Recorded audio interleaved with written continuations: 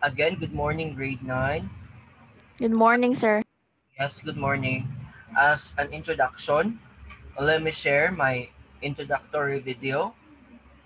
Last, the last activity you have actually. This is for us to identify the periodic trends. Okay, can you see my shared screen?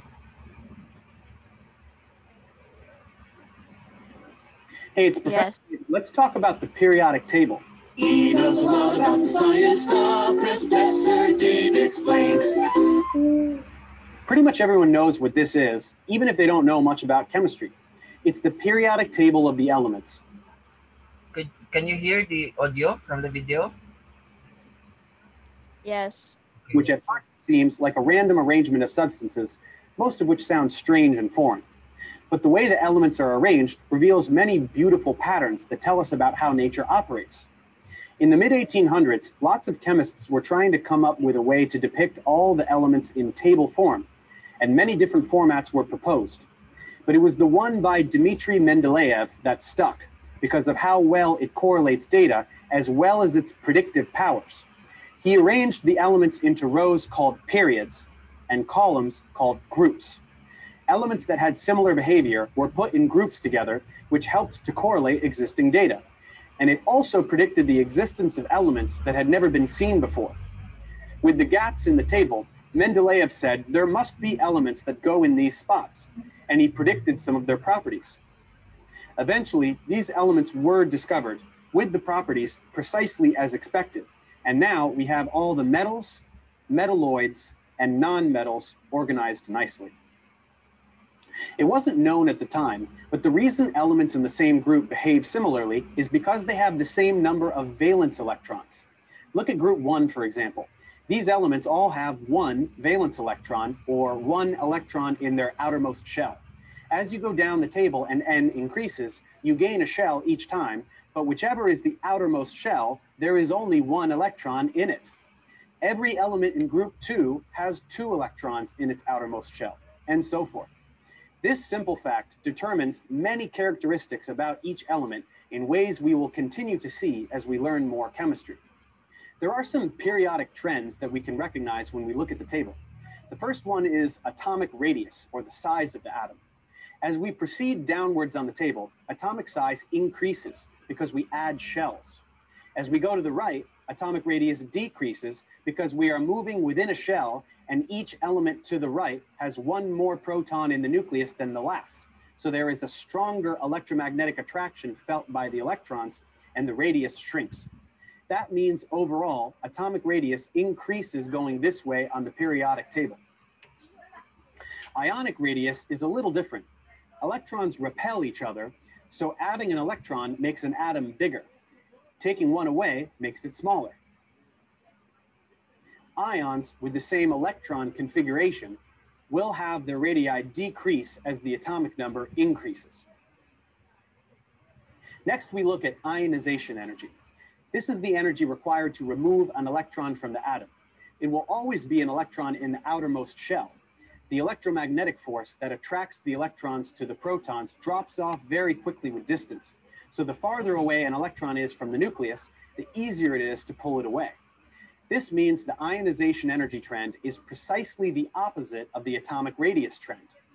Francium, a very large atom with only one valence electron, will be easy to ionize because the electron is so far away from the nucleus, and atoms like to have their outermost shell completely full. Losing the electron means this shell is gone and the one below is completely full, so elements in group 1 will easily lose one electron. Looking at the opposite corner with helium, there is only one shell, so the electrons are very close to the nucleus, and the shell is full, so it is very stable. For this reason, it requires much more energy to ionize helium. So the ionization energy increases going this way on the periodic table. Elements can have successive ionization energies for removing more than one electron. A second ionization energy will always be greater than the first and continue to increase from there, since the more electrons you remove, the less stable the atom becomes.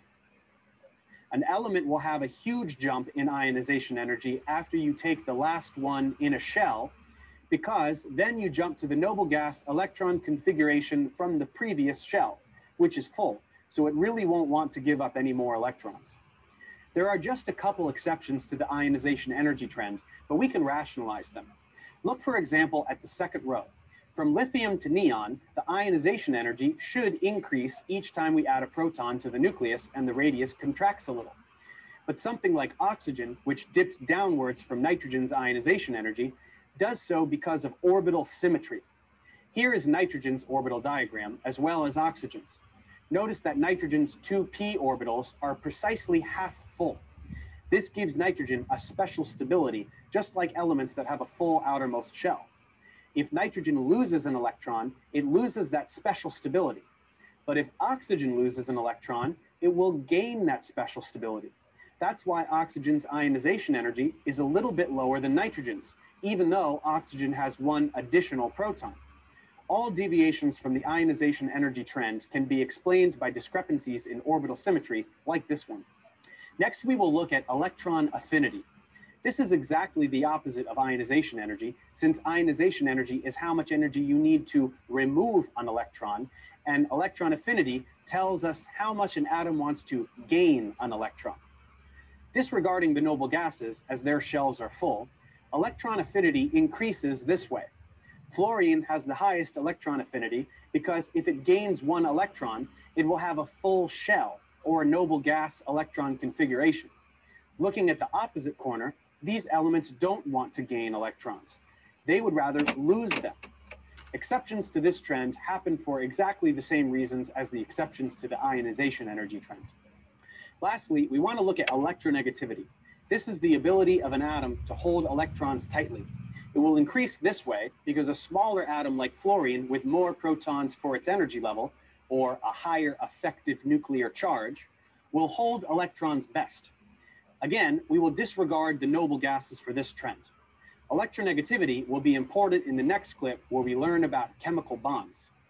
So the trends to remember are atomic radius, which goes this way, as well as ionization energy, electron affinity, and electronegativity, which all go this way. Let's check comprehension.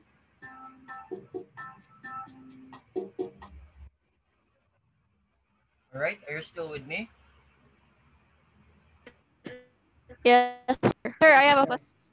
Oh, yes, yes. If the nucleus loses an atom, then it takes out the what's that, outermost shell, right? Yes.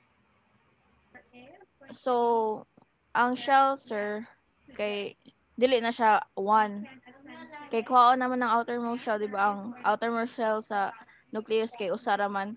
Kung kuhaon to, sir, what will happen man? Okay, that's a good question. All right, when you remove an electron, okay, electron, we're talking about electron, not the inner shell, okay? We're talking about ionization, okay? When you ionize an element, therefore, there is a chemical reaction happen, right?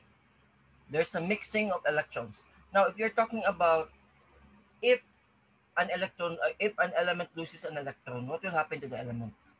Well, definitely, the element will mix with the other element to form compounds, just like sodium, okay? Sodium and chlorine. Take a look at your periodic table. Do you have periodic table there? Okay. No, sir. Okay. When you're looking at the periodic table under sodium, you can see that sodium has one valence electron because sodium belongs to group 1A, group 1. Okay? And chlorine or chloride belongs to group 7A. Okay. 7A or chlorine has 7 valence electrons. Okay? Since chlorine has a 7 valence electrons, therefore, it actually wants to gain one more electron to complete its valence shell. Correct? So, the affinity there, the energy needed for electron affinity is lower than the affinity in sodium, because sodium, instead of sodium wants to gain electrons, sodium will be ionized if you will pair it with chlorine. Okay, pairing it with chlorine, what will happen to the electrons from the sodium? It will actually what? It will what? Share its electrons to chlorine, making chlorine now a complete valence shell, or it will have a complete number of electrons in its valence shell. So tendency is chlorine will mix up with sodium will mix up with chlorine. Chlorine. Okay, making now your sodium chloride or what? Salt. So again, once we remove a shell or remove an electron from an element, it will create a compound. Okay? It will create a compound. That only requires one, sir, like one pair, or it can have like three mixtures. It depends upon the element. Okay? It depends upon. Some of the elements are highly radioactive. Okay? They are highly unstable. Are you familiar with stability and radioactivity? This is now the basics, right? This is the basics of chemical reactions. Okay. Now, let's go back to the periodic trends. The periodic trends is talking about atomic radius. What do you mean by atomic radius? Okay. Atomic radius are the shell. Okay, I'll be sharing my whiteboard. Okay. Atomic radius are the shell. Like for example, if you're talking about helium, the atomic radius of helium, if you're going to look at helium, it is actually smaller compared to francium. Francium is bigger. Why? Because the more going from up to down, okay, again, from top to bottom, the atomic radius increases. So, again, from top to bottom, the atomic radius increases. How about from left to right? What do you think will happen to atomic radius? It will decrease. It will decrease, correct. It will decrease because you're adding what? Valence, Valence valence electrons. You're adding valence electrons. Remember that you're traveling from one group to another. Group 1 has a 1 valence electron. Group 2 has 2 valence electrons. Group 3 has 3 valence electrons, and so on, until you reach the noble gases, which has a complete set of valence electrons. Okay? They have 8 valence electrons. It's a complete valence shell. Okay? How about, we're talking about affinity. What will happen? From top to bottom, what will be the affinity? No, let's have first the ionization. From top to bottom, what do you think is the ionization? From top to bottom. Ionization. Okay? Since hydrogen has a small valence shell or atomic radius, so the electrons is near to the nucleus. Therefore, the attraction there is stronger. Okay, again, since helium or hydrogen is near or has a smaller atomic radius, therefore the electrons there are very near to each other, or very near to the atomic radius or the nucleus. Therefore, the attraction there is stronger. Moving downwards, the attraction there becomes weaker. Okay. Now, we're talking about ionization. From top to bottom, the ionization energy decreases because the valence shell there or the atomic radius expand or becomes bigger. Now, from top to bottom, remember that the atomic radius becomes bigger. Okay? So therefore, the ionization energy there from top to bottom becomes or decreasing. Decreasing. Okay? The more electrons near the nucleus or central nucleus, the more energy needed for it to be ionized. Okay. We're talking about ionization pa ha. We're talking about ionization. Sir, what was the about the when the smaller the valence electrons, the stronger the mga kapit? No, no. The smaller the atomic radius. Okay? Again, the smaller the atomic radius. We need a stronger force in order to ionize an element if it has a smaller atomic radius. Because Sir, it what's ionizer? Marag kuhaon? oh, di ba? Ionize is to remove an electron. Di ba you're asking about it a while ago? Yes. About if an element loses an electron, what will happen to the element? It will become ionized.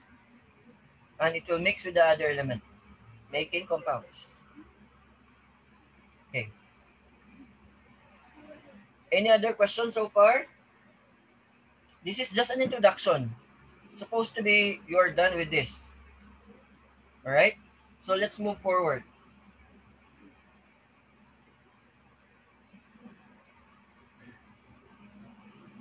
Okay, I will stop my sharing. Let's move forward with the topic. Hopefully, you are done with the introduction, the activity 1, which is predict trends. Only few actually passed. I don't know with you. Okay, I'll be sharing my screen.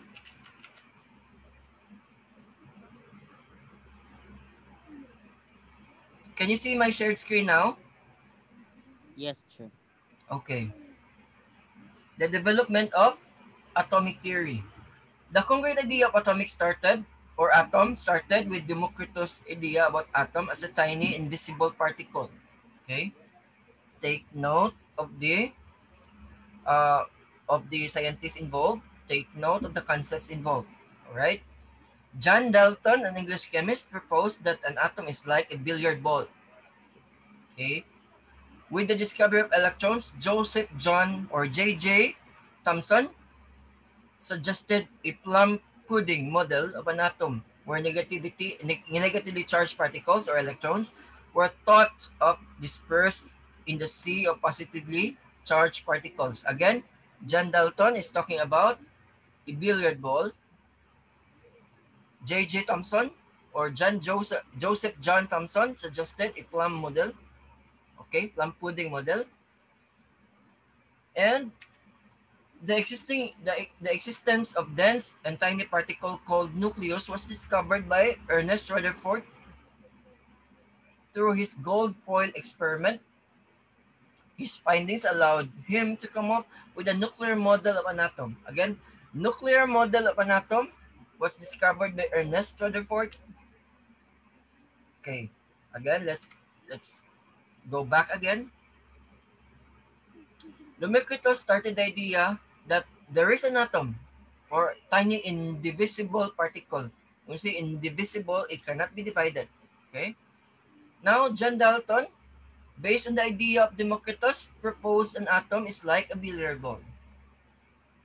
It was followed by Joseph John Thomson, which suggested that it is a plum pudding model because the negatively charged particles or electrons were just dispersed or scattered in a positively charged particles. Okay? Rutherford or Ernest Rutherford come up with a gold foil experiment, and according to his experiment, he actually come up with a nuclear model of an atom. Okay? In this model, the atom was mainly empty space. The positively charged nucleus, again, nucleus is always positively charged. Okay? Was considered to be at the center of an atom or of the atom, and the electrons were scattered around the nucleus. Although the new model was acceptable at that time and could be used to explain why substances would emit colored light when heated, it was also unable to explain the chemical properties of elements within the group. Again, it unable to explain why or the chemical properties of elements within the group. But by this time, your fireworks was already discovered.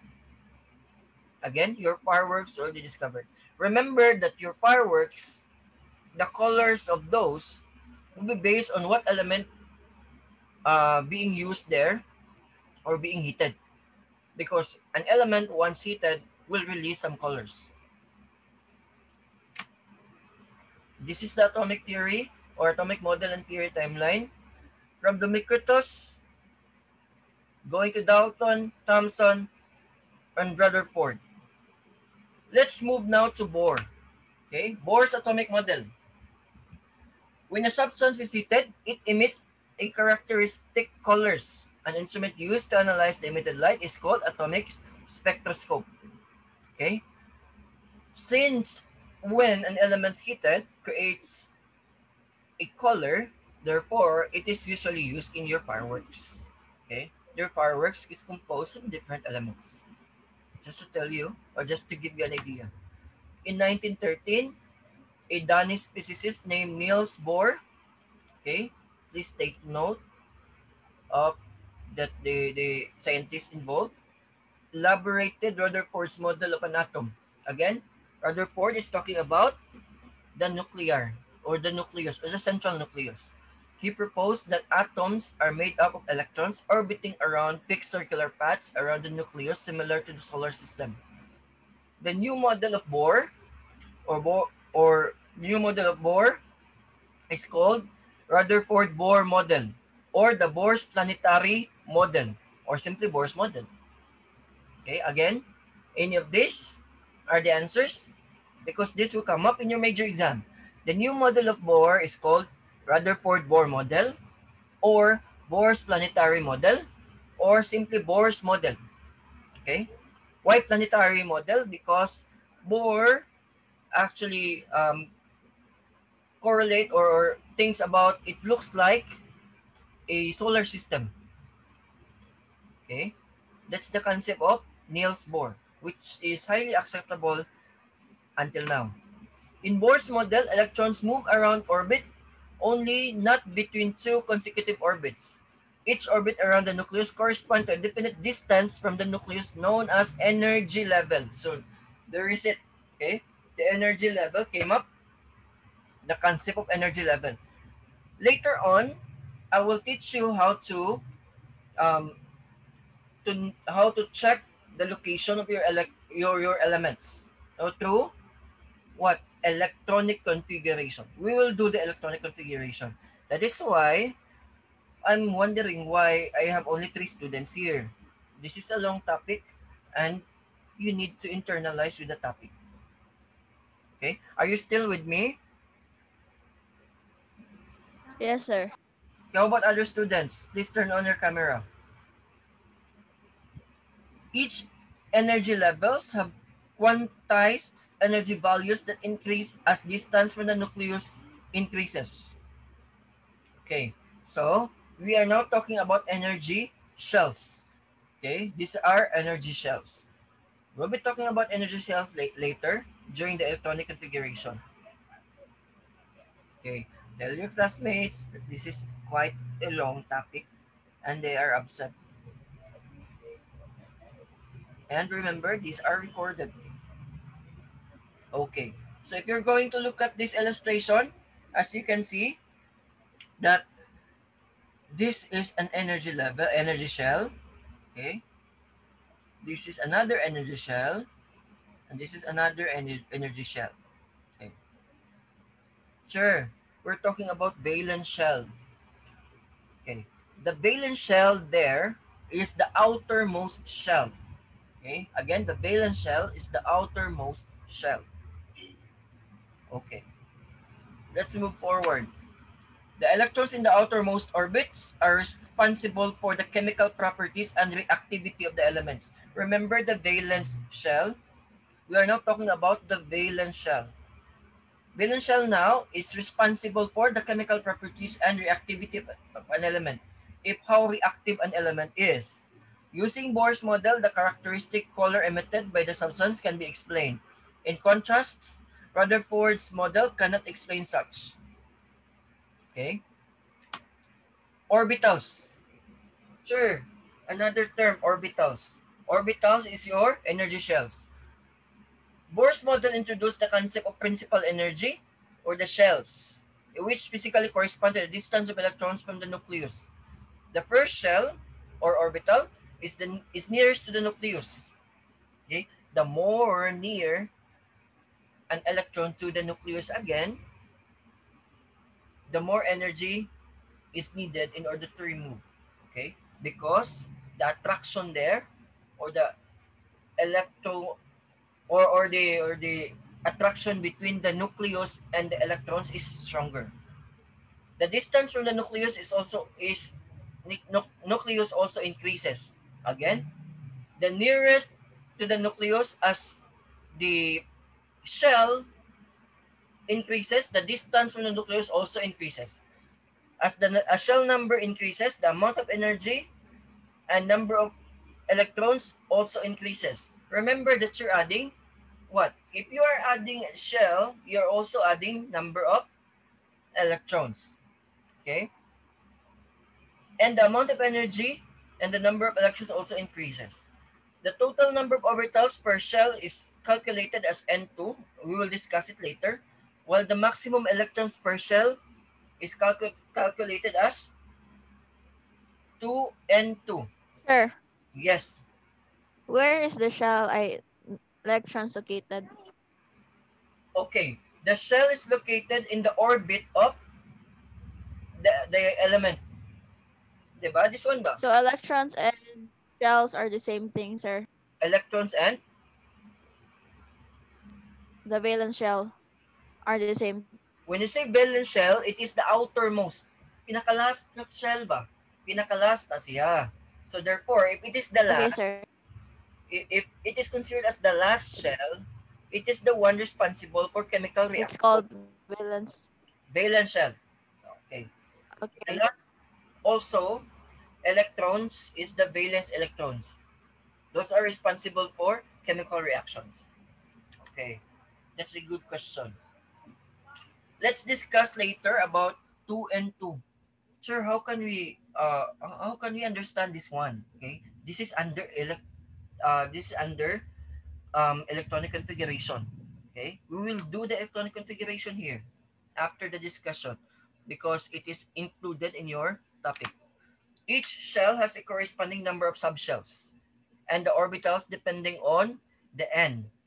Okay, subshells have corresponding amount of energy and are designated by the letters SPDF. Are you familiar with this? SPDF. Okay. No, sir. Okay. So we No, will sir. discuss this little by little. Okay. One orbital can hold a maximum 2 electrons. Let's check this one.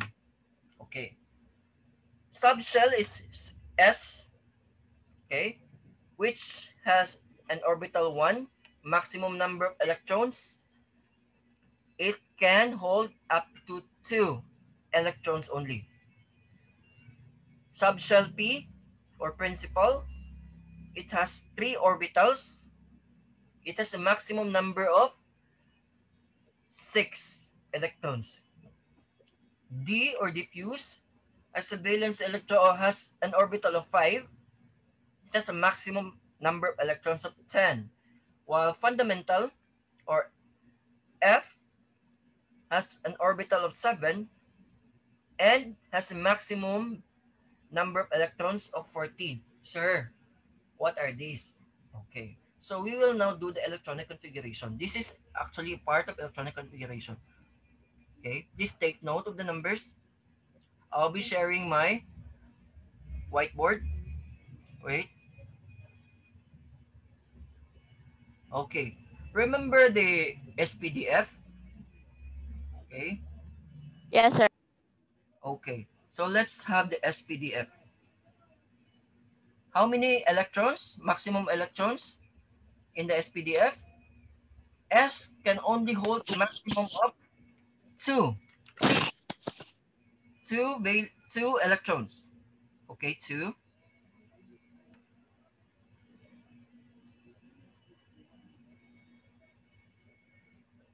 two electrons. How about P? Can hold up to how many electrons? P? Up to 6 valence electrons. Please take note. We'll be taking this little by little. Okay, 6. How about D? D is for D Was 5. it four, sir? I wait, or is diffuse is 10. Okay? D is 10. okay. We're talking about the maximum number Uh, of electrons. electrons Okay. F can hold up to 14. 14. Okay.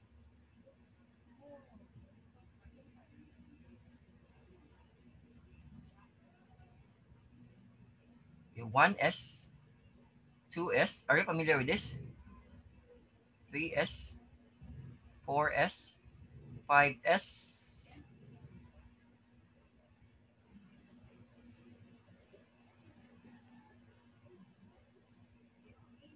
5s, 6s, 7s. This is in the orbitals, okay? Why 7, sure?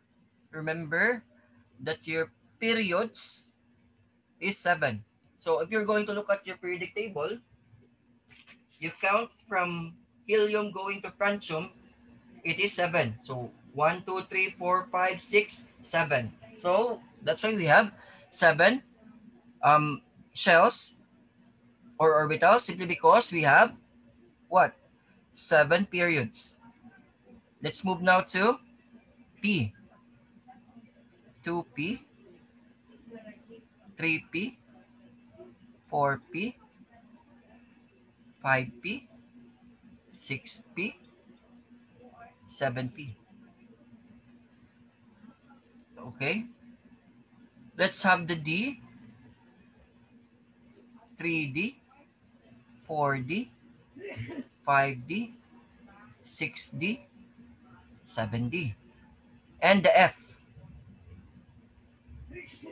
4F, 5F, 6F, 7F. Sure, how do we do the electronic configuration? Okay, based on the atomic number, you will now identify the electronic configuration. Okay, the movement, by the way, is from here. Please look at the illustration. It's from here.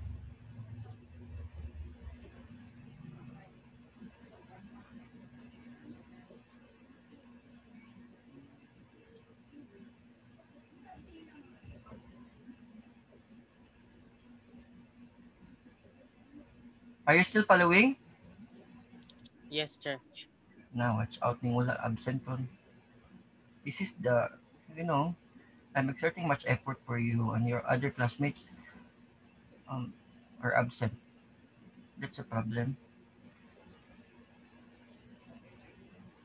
Sir, Yes. this is only one nucleus.